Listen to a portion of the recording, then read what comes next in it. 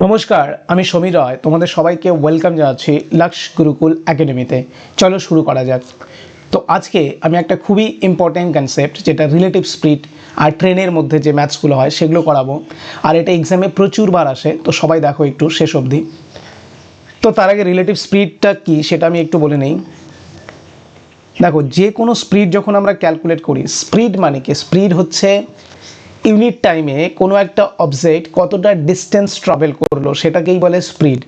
Unit time বলতে সেখানে 1 minute হতে পারে, 1 সেকেন্ড হতে পারে, 1 আওয়ার হতে পারে। যে কোনো ইউনিট টাইমে কতটা কোনো একটা অবজেক্ট কতটা ডিস্টেন্স ট্রাভেল করলো সেটাকেই বলে স্পিড। এবার রিলেটিভ স্পিডের সময় কি হবে? যখন যেখানে দুটি অবজেক্ট চলতে থাকবে, রিলেটিভ স্পিড যখন আমরা ক্যালকুলেট করব তখন ব্যাপারটা এরকম হবে।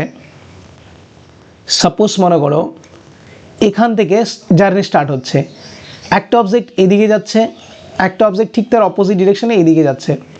এবার মনে করো এমন হলো যে এর যে স্পিডটা সেটা হলো 5 মিটার পার সেকেন্ড আর এর স্পিডটা হলো 7 মিটার পার সেকেন্ড। তাহলে যখন 1 সেকেন্ড টাইম হবে তখন এদের গ্যাপটা কতটা হবে? এদিকে এ 5 মিটার চলে গেছে, এদিকে 7 মিটার চলে গেছে, মাঝখানে গ্যাপটা তখন হয়ে যাবে তাহলে 12 মিটার, মানে 7 + 5। তো এটাই রিলেটিভ স্পিড, যে ইউনিট টাইমে এদের মাঝখানে ডিস্টেন্স কতটা হলো। তো 7 + 5 মানে 12 মিটার পার সেকেন্ড হলো। এটাকেই রিলেটিভ স্পিড বলবো। তো এটা আমরা কেমন করে মনে রাখবো? এইভাবে বলবো যে দুটি অবজেক্ট যদি অপোজিট ডিরেকশনে ট্রাভেল করে, একটা যদি এদিকে যাচ্ছে আরেকটা ঠিক তার অপোজিট ডিরেকশনে যাচ্ছে এদিকে, তখন এর স্পিডটা যদি মনে করো ইউ মিটার, মানে যে কোনো হতে পারে, ইউ মিটার পার সেকেন্ড বা কিলোমিটার পার আওয়ার যাই হোক, আর এটা যদি হয় ভি মিটার পার সেকেন্ড, আমি আপাতত মিটার পার সেকেন্ড দিয়েই বলছি, তাহলে এদের রিলেটিভ স্পিড যে বা একজনের সাপেক্ষে অন্যজনের যে স্পিড সেটা হয়ে যাবে u plus v metre per second. ঠিক আছে, এটা হচ্ছে রিলেটিভ স্পিডের কনসেপ্ট। আরেকটা সিচুয়েশন বা কেস হতে পারে, সেটা কখন? যদি এরা সেম ডিরেকশনে ট্রাভেল করে তখন কি হবে? সাপোজ মনে করো এখান থেকে জার্নি স্টার্ট করলো, একটা অবজেক্ট এদিকে যাচ্ছে, অন্য আরেকটি এখান থেকেই জার্নি স্টার্ট করে এদিকেই যাচ্ছে, সেম ডিরেকশনে যাচ্ছে, বাট তাদের স্পিড আলাদা। যদি সেম হয় তাহলে রিলেটিভ স্পিড 0 হবে, কারণ টাইম যত ট্রাভেল করবে তাদের মাঝখানে গ্যাপ হবেই না, সেমই থাকবে, তো তখন 0 হবে। বাট এটা যদি তাদের মধ্যে মানে সেম স্পিড না হয়, ডিফারেন্ট যদি স্পিড হয়, তাহলে কি হবে? সাপোজ এটা যদি এমন হলো 10 কিলোমিটার পার আওয়ার, এর আগে একটা মিটার পার সেকেন্ড নিয়েছিলাম, এবার কিলোমিটার পার আওয়ার নিয়ে বলছি। এটা মনে করো 12 metre per hour, 12 kilometre per hour. এর মানে হচ্ছে 1 আওয়ার যখন টাইম হবে, এ যদি 10 কিলোমিটার ট্রাভেল করে, এটা করবে 12, তাহলে তখন 1 আওয়ার টাইম হয়ে যাওয়ার পরে এদের মাঝখানে গ্যাপটা কতটা হবে? এটা মানে 2 কিলোমিটার, 12 - 10 করে পাচ্ছি। তো এটাই বলি, যদি এটা যদি স্পিড সাপোজ আমি ইউ ধরি, ইউ কিলোমিটার পার আওয়ার, আর এটা যদি ভি হয় কিলোমিটার পার আওয়ার, তাহলে এদের রিলেটিভ স্পিডটা কী হবে? U minus v kilometre per hour. এটাই হচ্ছে রিলেটিভ স্পিডের কনসেপ্ট।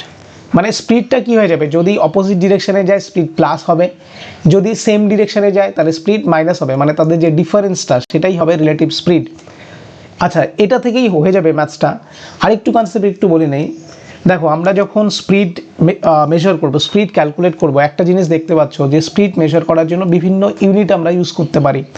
যেমন এখানে আমি মিটার পার সেকেন্ড ইউজ করছি, ঠিক তেমনি এটাতে আবার কিলোমিটার পার আওয়ার ইউজ করছি। তো আবার আমি চাইলে পারে মিটার পার মিনিট বা হচ্ছে কিলোমিটার পার মিনিট এগুলোও ইউজ করতে পারি। তো অনেক সময় কি হবে, আমাদের একটা ইউনিট থেকে অন্য একটা ইউনিটে কনভার্সনের প্রয়োজন হবে, কনভার্ট করতে হবে। তো কিভাবে করব? একটা এখন আমি বলছি, যেমন সাপোজ মনে করো যদি আমাকে কিলোমিটার পার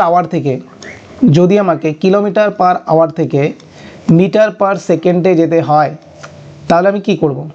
তো এইভাবে আমি মনে রাখি সব সময়, মানে কনফিউশন হয় না, যে কিলোমিটার পার আওয়ার একটু বড় ইউনিট, এটা একটু ছোট ইউনিট। ঠিক আছে, তো বড় থেকে ছোটোতে গেলে ছোট দিয়ে মাল্টিপ্লাই করতে হবে, এইভাবে মনে রাখি। ঠিক আছে, সব সময় হবে এমন না। তো তখন তাহলে 5/18 দেয়, মানে নাম্বারটা হয় 5 আর 18 রিলেটেড। মনে রাখবে কেন হয়, কিভাবে হয়, এটা পরে অন্য কোনো ক্লাসে বোঝাবো। আর এটা হবে কত? এটা হবে 18/5, মানে 5 আর 18 দিয়ে যদি আমি দুটি ভগ্নাংশ ক্রিয়েট করতে পারি, সেটা একটা হবে 5/18 আর একটা 18/5। তার মধ্যে 1-এর থেকে ছোট হবে এটা হবে 1-এর থেকে বড়। তাহলে ওটাই আমি বললাম, বড় থেকে যখন ছোট ইউনিটে যাব তাহলে ছোটোটা দিয়ে মাল্টিপ্লাই করব, যখন ছোট থেকে বড়তে যাব তখন বড় নাম্বারটা দিয়ে মাল্টিপ্লাই করব। ফ্র্যাকশনটা ক্রিয়েট হবে 5/18 দিয়ে। চলো অঙ্কটা করি, তারপর আর একটু ক্লিয়ার হবে। আচ্ছা, এটাতে কি বলছে দেখো, বলছে a train traveling at 60 kilometre per hour crosses another train traveling in the opposite direction, এই অপোজিট ডাইরেকশন কথাটা মনে রাখতে হবে, at 84 kilometre per hour in 30 second, what is the combined length of both the train, মানে ওদের দুজনের মানে combined যে লেন্থটা সেটা কত। কম্বাইন্ড লেন্থ মানে মনে রাখবা যে ওরা ইউনিট টাইমে বা 30 সেকেন্ডে, এখানে 30 সেকেন্ড বলছে, 30 সেকেন্ডে যতটা ডিস্টেন্স ট্রাভেল করবে সেটাই কম্বাইন্ড লেন্থ হবে ট্রেন দুটোর।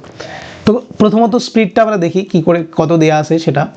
বলছে একটি ট্রেনের স্পিড 60 কিলোমিটার পার আওয়ার, এটা ঠিক আছে, এই ডিরেকশনে মনে করে যাচ্ছে। অন্যটি এখান থেকেই মনে করে জার্নি স্টার্ট করে এদিকে যাচ্ছে, এটা হচ্ছে স্পিড বলা আছে 84 কিলোমিটার পার আওয়ার, ঠিক আছে।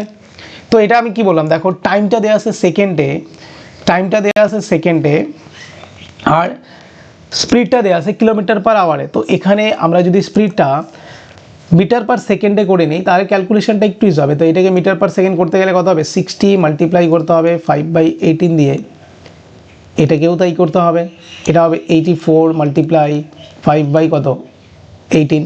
তো এটা কি হবে, 6 দিয়ে কাটবো, 6 দিয়ে এটা কাটলে হবে 3, এটা 6 দিয়ে কাটলে হবে কত, 6 দিয়ে কাটলে 1 টাইম যাবে, 6 দিয়ে কাটলে 4 টাইম যাবে মানে 14, এটা 6 দিয়ে কাটলে হবে 3, এটা 6 দিয়ে কাটলে হবে 10।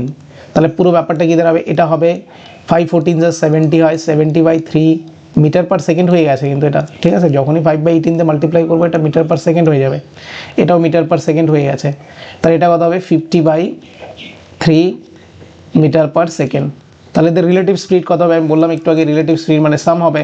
তাহলে 70/3 প্লাস যদি আমি করি 50/3, তাহলে এটা হবে রিলেটিভ স্পিড এদের মিটার পার সেকেন্ড, ঠিক আছে। এটা হবে মিটার পার সেকেন্ড, এটা কত হবে ক্যালকুলেট করলে, এটা হবে 120/3 মিটার পার সেকেন্ড, মানে হচ্ছে এটা হবে 40 মিটার পার সেকেন্ড। তার মানে ট্রেন দুটি যখন একজন আরেকজনের অপোজিট ডিরেকশনে যাবে এই স্পিডগুলো নিয়ে 60 কিলোমিটার পার আওয়ার বা 80 কিলোমিটার পার আওয়ার নিয়ে, তখন প্রত্যেক সেকেন্ডে তারা যে ডিস্টেন্সটা ট্রাভেল করবে বা তাদের মাঝখানে যে গ্যাপটা ধীরে ধীরে বাড়বে সেটা হবে 40 মিটার, মানে প্রত্যেক সেকেন্ডে তাদের মাঝখানে 40 মিটার করে গ্যাপ ক্রিয়েট হবে। কিন্তু তারা একজন আরেকজনকে পুরোপুরি ক্রস করতে কতটা টাইম লাগছে, 30 সেকেন্ড লাগছে। তার মানে এই ক্ষেত্রে দুজনে যে কম্বাইন্ড লেন্থ সেটা কত হবে, আমরা জানি ডিস্টেন্স বের করতে গেলে কি করতে হয়, ডিস্টেন্স ইকুয়াল টু হয় স্পিড ইনটু টাইম। এটা এর আগের ক্লাসে আমি বলছিলাম, ডিস্টেন্স মানে স্পিড ইনটু টাইম হবে।